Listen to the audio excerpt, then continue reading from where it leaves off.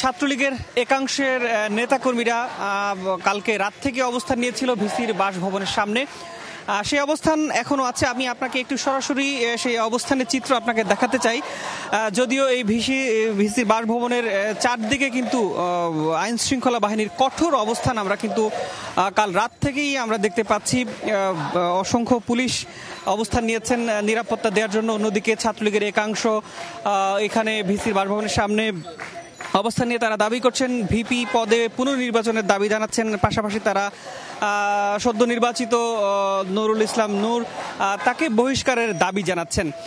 এবং আপনি জানেন যে গতকালকে যে ডাকসু নির্বাচন হয়েছে সেখানে ছাত্রলীগ ছাড়া বাকি যেই অন্য প্যানেলগুলো আছে, ছাত্রদল সহ বাম জোটের যে সব প্যানেলগুলো আছে সেই প্যানেলগুলো কিন্তু এরই মধ্যে গতকালকেই নির্বাচন ডাকসু যে নির্বাচন সেটি বর্জন করেছে এবং তারা পুনঃতফসিল করে নতুন করে ডাকসু নির্বাচনের দাবি জানিয়েছে। তো সেক্ষেত্রে গতকালকে তারা কর্মসূচি দিয়েছিলেন যে আজকে 11টার মধ্যে তারা ক্যাম্পাসে আসবেন।